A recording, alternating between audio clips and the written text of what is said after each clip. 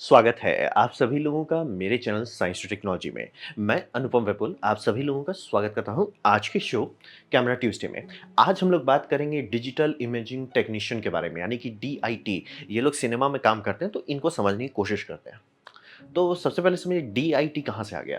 तो डीआईटी का ज़रूरत ये है कि आज के जितने भी इक्विपमेंट्स आप देखते हैं जो कि हाई लेवल प्रोडक्शन में यूज़ होता है या कमर्शियल्स के लिए यूज़ किया जाता है या रियलिटी टीवी शो के लिए किया जाता है, इसमें बहुत ज़्यादा मॉडर्न टेक्नोलॉजी है। मतलब ठूँस के ऊपर ठूँस दिया गया है, बहुत टेक्नोलॉजी और इसका नाम नहीं है डिजिटल। तो बात समझिए कि किस-किस चीज़ के बारे में बात करते हैं। कोर लेवल पे होता है आपका मल्टीपल कैमरास और ऑडियो रिकॉर्डर्स और ये मतलब आपको कभी आजकल बहुत रेयर होता है कि जहाँ पे एक ही कैमरा पे शूट हो रहा है। आप रेडवुड भी बात करें तो एंगल ए, एंगल बी कई बार हो सकता है कि मल्टीपल कैमरा हो और फिर मल्टीपल मॉनिटर्स भी होते हैं जो कि लोग देखते हैं वीडियो विलेज में और उसमें आउटपुट अलग-अलग होता है। जबकि कैमरा एक हो सकता है मतलब कि एक मेन सीन हो रहा है, उसका आउटपुट अलग-अलग लोगों के लिए अलग-अलग तरीके का भेजा जा सकता है। बाद में आगे एक्सप्लेन करेंगे और ये सारा सिस्टम एक दूसरे के साथ काम करना चाहिए क्योंकि मान लीजिए आपने सिस्टम ठीक से सिंक नहीं किया था, ठीक से बैलेंस नहीं है, प्रोग्राम नहीं है एक दूसरे के साथ, वो पूरा शूट बर्बाद हो सकता है।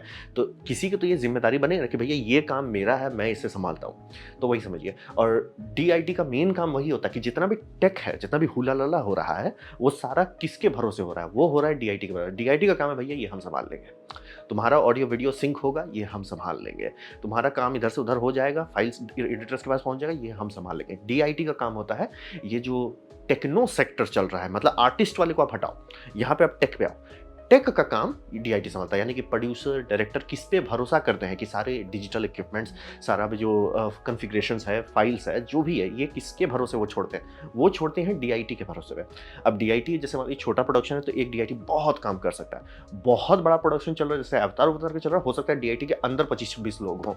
तो होता है, वही समझिए डीआईटी का ज़रूरत आज के फील्ड में बहुत होता है। तो अब बात करें इनका रोल क्या होता है, तो इस तरह के कार्ड्स आपको देखने को मिल सकते हैं।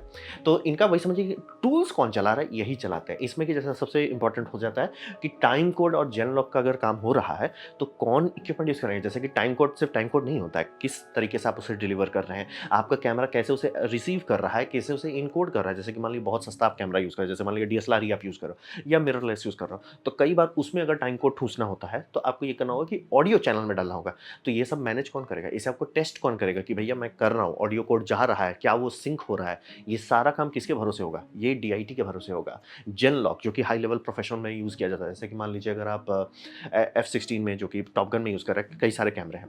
तो आप कैसे गारंटी करोगे कि सारा कैमरा ठीक से काम कर रहा है, एक ही सिंक में काम कर रहा है? क्योंकि अगर वो सिंक नहीं है, तो आप कट करेंगे ना तो थोड़ा-सा मोशन ब्लर आ सकता है। जनरली कोई दिक्कत नहीं होता, लेकिन अगर आप खर्चा कर रहे हो, करोड़ों कर रहे हो, करोड़ों के ऊपर करोड़ों कर रहे हो, तो ऑब्वियसली हुलुलुलु नहीं करोगे, तो आप जेनलॉक करोगे।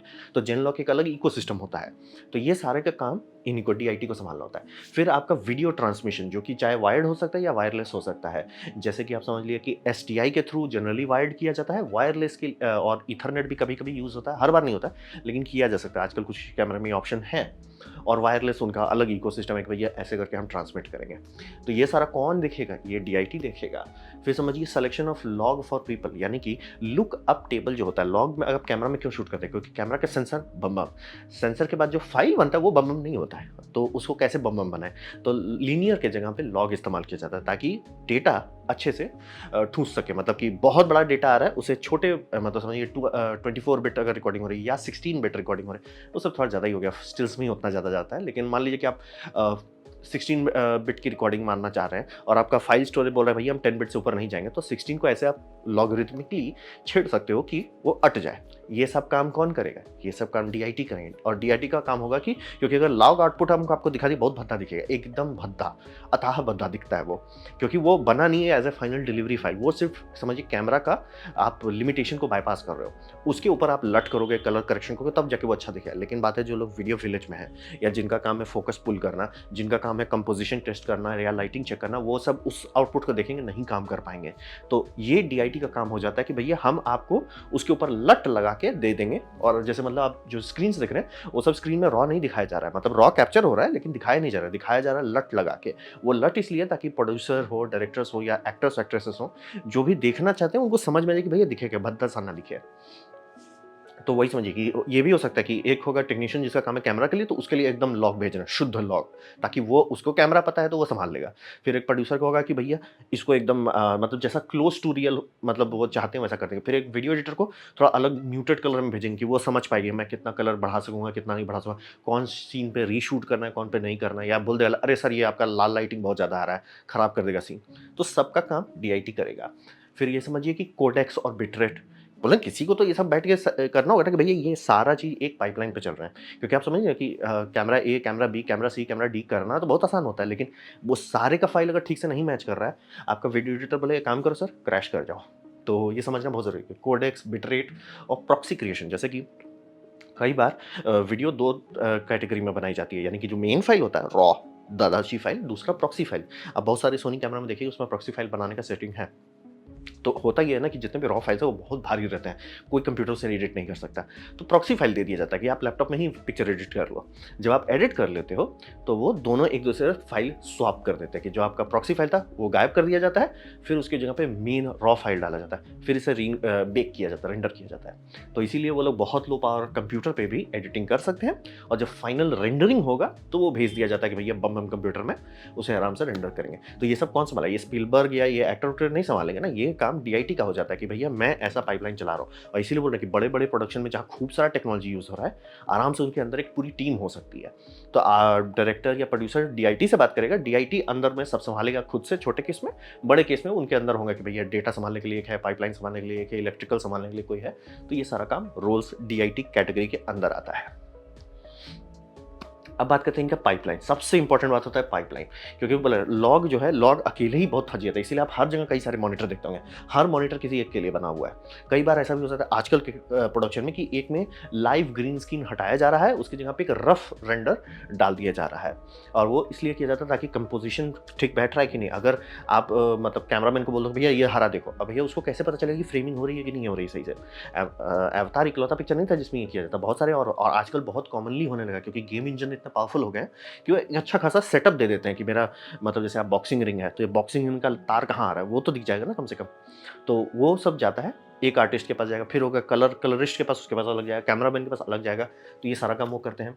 और फिर टाइम कोड का सिस्टम होता है। हर टाइम कोड हर दूसरे टाइम कोड के साथ नहीं काम करेगा। तो मान लीजिए आपने गलती से गलत टाइम कोड यूज़ कर दिया ऑडियो रिकॉर्डर के लिए और वीडियो रिकॉर्डर के लिए, बैंड बज जाने वाली है जिसका काम होगा कि भैया ऑडियो वीडियो सिंक करो। वो बोले भैया आप क्या कर रहे हो मेरे साथ। तो ये समझने वाली बात होती है ये सारा करना। फिर प्रॉक्सी फाइल जो बनाना है कहाँ पे बनेगा, कैसे बनेगा, कौन कोडेक्स पे बनेगा, कौन उसे स्वैप करेगा, क्योंकि अगर आप ढंग से करना चाहते हो तो प्रॉक्सी फाइल की जगह पे कई बार लोग टाइम कोड पे भरोसे करते हैं कि टाइम कोड रखो और हम टाइम कोड स्वैप कर देंगे। सबका अपना प्रोज एंड कॉन होता है। यही यही काम के लिए लोग डीआईटी को हायर करते हैं कि भैया ये सारा हुआ आप संभालो, हमें नहीं समझ, हम रिकॉर्डिंग कर देंगे, सब चीज़ कर देंगे, लेकिन फाइल का क्या हो रहा है वो आप संभालो। फिर ये सारे समझिए कि काम कर रहा है कि नहीं ये चेक कौन करेगा, मतलब बोल क्योंकि जो भी आप इकोसिस्टम देखते हो सिनेमा का, उसमें है क्या, हर काम के लिए एक डेडिकेटेड बंदा है। घुमा फिरा के बात वही होती है कि लाइटिंग के लिए वो आप एक बंदे को बोलोगे, डायरेक्टर बोलेगा भैया हमको लाइटिंग ही चाहिए, लाइटिंग वाला बंदा बोलेगा हम संभाल लिएगा सर, आप बोलो आपको क्या चाहिए, कैसे करना है वो मेरा काम है। तो वो समझिए लाइटिंग हो गया, अलग करो उसको आप। फिर आपका कैमरामैन हो, सर कैमरा चल रहा है कि नहीं, कहाँ पे चल रहा है, वो सब हम संभाल लेंगे सर, आप बोलो आपको चाहिए क्या, हम ले आते हैं। कैमरामैन वो संभालता है। फिर होता है ये सारा इकोसिस्टम कैसे चल रहा है, ये काम आ जाता है डीआईटी का। जो लोग मतलब वो आपको कभी सीन में भी नहीं दिखेंगे कि डीआईटी हैं बैकग्राउंड में काम, वो एकदम गायब रहते हैं और उनका जनरली इंटरव्यू भी नहीं होता, लेकिन वो हटे खत्म सर। क्योंकि कैमरॉन मुंह खोल के बोल सकता है कि मुझे सर्वर चाहिए, वो सर्वर चलाएगा कौन, उस पर फाइल्स डालेगा कौन, उसे सिंक करेगा कौन, ये सब काम डीआईटी होता है। तो ऑब्वियसली उनके केस में डीआईटी की टीम लगती है, लेकिन वही समझिए कि ये सारे को मैनेज करना, सारे टाइम कोड को सिंक करना, वायरलेस ट्रांसमिशन चलाना, हर चीज़ ये सारा काम डीआईटी का काम होता है। तो वही समझिए डीआईटी पाइपलाइन कर रहा है। तो पाइपलाइन हुआ जब शूटिंग हो रही है। शूटिंग के बाद आता है जो सबसे कड़वा स्टेज होता है, सबसे डेंजरस स्टेज होता है, जिसे हम लोग कहते हैं डेटा रैंगलिंग। आजकल के टाइम में चूंकि फील्ड इतनी कॉम्प्लेक्स हो गई, डेटा रैंगलिंग एक बंदा हो सकता है कि भैया उसका टैग पे लिखा रहेगा डेटा रैंगलर। तो इनका काम समझिए कि सबसे महंगा चीज़ क्या है पिक्चर में, सबसे महंगा चीज़ जब आप शूट कर रहे हैं कोई चीज़, सबसे महंगा क्या है, वो फुटेज जो आया है आपके पास। कोई भी चीज़ का वैल्यू उस फुटेज से इतना नहीं होता है। ऐसा क्यों? क्योंकि सीजी आप उस फुटेज के ऊपर पोतोगे। अगर वो फुटेज ही नहीं है, सीजी किस पे पोतोगे सर आप? तो वो सबसे इंपॉर्टेंट होता है और खासतौर पे जहाँ पे आप एक्शन सीन कर रहे हैं, खासतौर पे जिसमें प्रैक्टिकल इफेक्ट्स है, वो आप रीडू नहीं कर सकते। मतलब किया जा सकता है, ऐसा नहीं कि नहीं कर सकते हैं, लेकिन बहुत खर्चा होगा। तो सबसे महंगा पूरे पिक्चर के टाइम में सबसे महंगा, सबसे कॉन्सेंट्रेटेड जगह कहाँ होता है, जो मतलब सबसे ज़्यादा वैल्यू है वो डेटा में है। कैमरा में वैल्यू नहीं, कैमरा फूट जाए कोई टेंशन नहीं है, लेकिन कैमरा से जो डेटा निकला था वो डेटा होना चाहिए। तो वही समझिए कि वो नॉन रिप्लेसेबल आइटम आता है, यानी कि कैमरा टूट गया तुरंत वो नया लगा देंगे, लेंस फूट गया कोई टेंशन नहीं, हटाओ। तो वो सब में उनको उतना टेंशन नहीं होता। डेटा गया भैया, पूरा शूट चला गया, तो ये बहुत सीरियस बात होता है। तो उनके लिए बहुत इंपॉर्टेंट है कि किसी भी हालत में पूरा डेटा चेन में डेटा कहीं गायब नहीं हो जाए कि उप्स, अरे सर फाइल हमने तो सोचा था फाइल अपने कॉपी कर लिया, तो हमने कैमरा में डाल के फॉरवर्ड कर दिया ताकि नया शूट कर सकें। नहीं जी जी, ये बहुत सीरियस बात होता है। तो फाइल कॉपी हो रहा है कि नहीं, और प्लस रहा बात की आम लोग कॉपी कर रहे हैं, काम खत्म। यहाँ पे लोग ऐसे नहीं चलते हैं, फाइल कॉपी प्लस वेरिफिकेशन होता है। जो लोग मेरा कंप्यूटर वेडनेसडे देखते हैं उसमें मैंने बताया चेकसम बहुत इंपॉर्टेंट बात होता है, वही चेक करता है कि सारे बिट्स हैं कि नहीं, बिट फ्लिप तो नहीं हो गया। तो ये बहुत इंपॉर्टेंट बात होता है कि फाइल आपने लिया वो सही से आया है कि नहीं, क्योंकि हो सकता है एक ही दो बिट हो सकता है, और अगर फॉल्ट है तो आपको ये जानना जरूरी है कि फॉल्ट कहाँ हुआ, कि आपका मीडिया डैमेज हो गया। हो सकता है संभव कुछ नहीं, लेकिन आपको जितना जल्दी पता चलेगा उतना फायदेमंद होगा ना। जैसे मान लिया आपने शूट किया तो टेक्स क्यों लिए जाते हैं, कारण वही है कि कई बार कुछ ना कुछ गड़बड़ हो सकता है। तो मान लिया आपने कार्ड A1 निकाला, उसको आपने कॉपी कर रहे थे, वेरीफाई नहीं किए थे। कार्ड टेक 2 लिया था, उसको कार्ड डाला, वेरीफाई नहीं किया था, लेकिन एक में आप देख रहे हो गलत है, आप वेरीफाई किए रहते हैं, आपको पता चलता है कौन सा कार्ड में फॉल्ट आ रहा है, क्यों फॉल्ट आ रहा है, कार्ड में फॉल्ट है कि तुक्का से हो गया। तो ये सब समझना बहुत जरूरी है कि वेरीफाइड होना जरूरी है। और सबसे बुरा हो सकता है कि आप फाइल ट्रांसफर कर रहे हैं, उस टाइम आपने गलती से निकाल दिया, गया सर, उस टाइम तो डेटा बहुत वनरेबल होता है। तो ये सब समझना बहुत जरूरी है, इसलिए कॉपी और वेरिफिकेशन दोनों होता है। और जैसे ही हो सके जितना जल्दी कार्ड आपके पास आया, धड़ाक से उसका कॉपी बना दिया जाता है। धड़ाक से मतलब डिस्कशन नहीं करना, एल्स इफ नहीं करना, धड़ाक से बात है।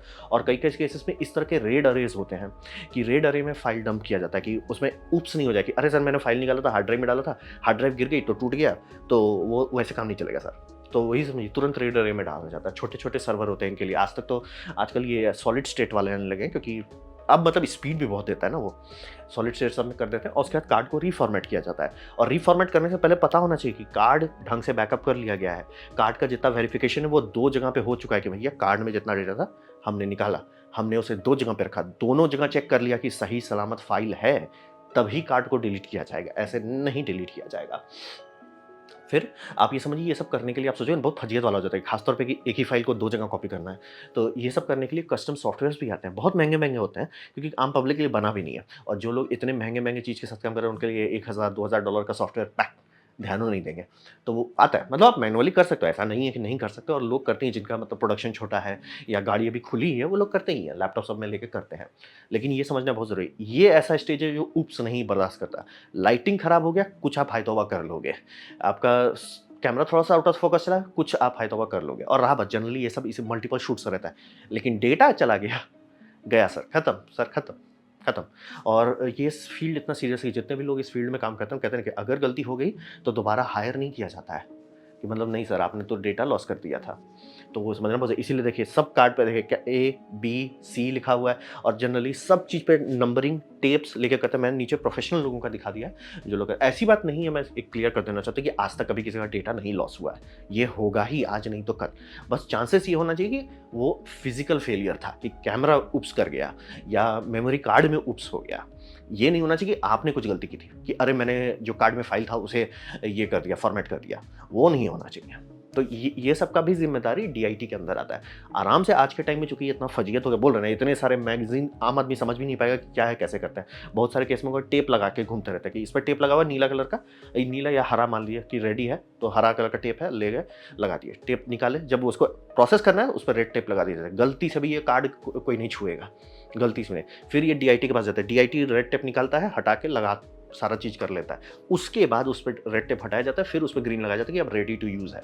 ऐसे ऐसे करके लोग करते हैं, ज़रूरी है, नहीं तो उप्स जो है बहुत महंगा पड़ सकता है। सबसे उप्स वाला सिचुएशन जो मैंने मतलब पब्लिकली देखा था, वो था मिथबस्टर का सीजन 1 में उन्होंने सीमेंट ट्रक फोड़ा था, उस पर कैमरा उप्स हो गया। तो वो उनका मतलब बहुत गंदा उनको चुभा था, कितना पैसा लगा के मतलब सीमेंट कैमरा को सीमेंट ट्रक, और ये मिथबस्टर का फर्स्ट सीजन था, उतना पैसा नहीं था उनके पास, फोड़ दिए, कैमरा उप्स हो गया, लिटरली शूटिंग नहीं आई थी। तो ये समझना बहुत है। इसे देखिए रेड मैग है, तो सब पे नामांकन होगा, सीरियल नंबर किया जाएगा, फाइल बनाएँगे, कुछ लोग जनरल लिखते हैं, उसको टेक्स्ट फाइल करते हैं, सारा काम डेटा रैंगलर्स का होता है। डेटा रैंगलर्स ऊप्स किए, आपका करोड़ों का शूट स्वाहा हो जाएगा। तो डेटा रैंगलर सबसे सीरियस बात होता है, यही समझिए, यहाँ पे ऊप्स नहीं करना है। तो ये था मेरा प्रेजेंटेशन डीआईटी के बारे में। उम्मीद करता हूँ आपको अच्छा लगा, कुछ सीखने को मिला, कुछ समझ में आया। अगर ऐसा है, लाइक कर दें, दोस्तों के साथ शेयर कर दें, उससे मेरा काफ़ी भला होगा। नहीं अच्छा लगा, नहीं पसंद आया, कोई बात नहीं, आप डिसलाइक दबा सकते हैं। मैं कहूँगा डिसलाइक 2 बार दबाएँ, उससे मुझे पता चले कितना नापसंद हुआ है। मैं आपसे कहूँगा कि कमेंट लिखें, मैं हर कमेंट को पढ़ने की कोशिश करता हूँ। आपसे कहूँगा सब्सक्राइब कीजिए, बेल दबाइए अगर आप फ्री हैं तो। आपने मेरा वीडियो देखा, जान के मुझे बहुत खुशी हुई। धन्यवाद।